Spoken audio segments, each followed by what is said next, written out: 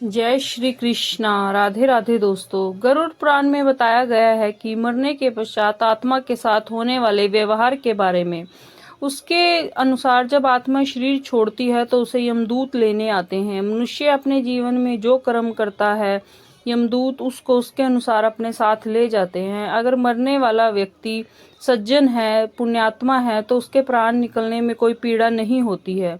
लेकिन अगर वो दुराचारी है या पापी है तो उसे पीड़ा सहनी पड़ती है। गरुड़ पुराण में यह भी बताया गया है कि मृत्यु के बाद आत्मा को यमदूत केवल 24 घंटों के लिए ही ले जाते हैं और इन 24 घंटों के दौरान आत्मा को दिखाया जाता है कि उसने कितने पाप और कितने पुण्य किए हैं। इसके बाद आत्मा को फिर से उसी घर में छोड़ दिया जाता है जहां उसने शरीर का त्याग किया था। 13 दिनों तक वह आत्मा अपने परिजनों के बीच में ही रहती है और अपने परिवार को पुकारती रहती है, पर उनकी पुकार कोई नहीं सुन सकता। यह देखकर मृतक की आवाज पहचान हो जाती है और उसे तब भी कोई नहीं सुनता। गरुड़ पुराण में यह कहा गया है कि जब मृतक के परिजन रोते हैं, चिल्लाते हैं, तो यह देखकर मृतक की आत्मा को और ज्यादा परेशानी हो जाती है।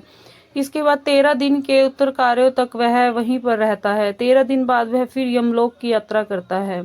गरुड़ पुराण के अनुसार जब यमदूत मृतक को उसके परिजनों के बीच छोड़ जाते हैं तब उसकी आत्मा में इतना ज्यादा बल नहीं रहता कि वह यमलोक की यात्रा भी कर सके।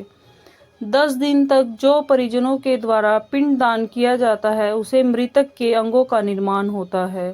11वें और 12वें दिन जो पिंड दान किया जाता है उसे मृतक के शरीर और त्वचा का निर्माण होता है। 13वें दिन जो पिंडदान किया जाता है उसी से वह आत्मा यमलोक तक की यात्रा तय कर पाती है।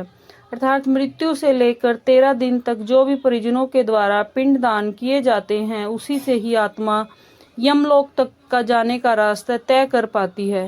गरुड़ पुराण में यह भी बताया गया है कि जब तक 13 दिन तक मृतक की आत्मा के परिजनों के बीच में भटकती रहती है उसके बाद मृतक की आत्मा मृत्यु लोक से यमलोक तक का सफर तय करना शुरू कर देती है, जो सफलता करने में उस आत्मा को 1 साल लग जाता है।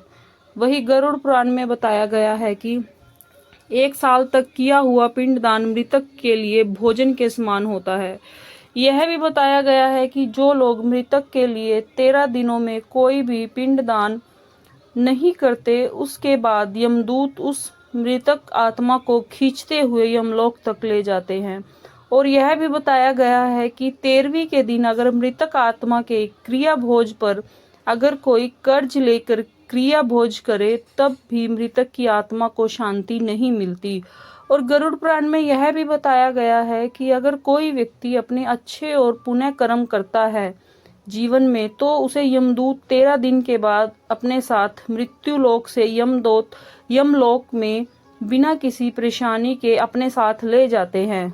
वहीं जो मनुष्य अपने जीवन काल में अच्छे कर्म नहीं करता यमदूत उसे यमलोक ले जाते हुए बहुत ज्यादा कष्ट देते हैं, जिससे वह यमदूतों को बार बार क्षमा करने की प्रार्थना करता है, पर यमदूत नहीं सुनते। यमलोक के बाद यमदूत जिन आत्माओं ने अच्छे और पुण्य कर्म किए होते हैं तो यमदूत उन्हें स्वर्ग लोक भेज देते हैं, और जिन आत्माओं ने बुरे कर्म किए होते हैं यमदूत उन्हें अलग अलग योनियों में भेज देते हैं, जहां पर उन्हें बहुत ज्यादा कष्टों का सामना करना पड़ता है।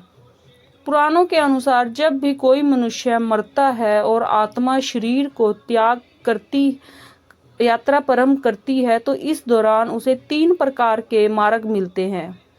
उस आत्मा को किस मार्ग पर चलाया जाएगा यह केवल उसके कर्मों पर निर्भर करता है। ये 3 मार्ग है: आर्ची मार्ग, धूम मार्ग, उत्पत्ति विनाश मार्ग। आर्ची मार्ग ब्रह्मलोक और देवलोक की यात्रा के लिए होता है, वही धूम मार्ग पितृलोक की यात्रा पर ले जाता है, और उत्पत्ति विनाश मार्ग नरक की यात्रा के लिए होता है। तो अगर दोस्तों आपको हमारा वीडियो अच्छा लगा हो तो हमारे चैनल को लाइक एंड सब्सक्राइब कीजिएगा। धन्यवाद। जय श्री कृष्णा। राधे राधे दोस्तों।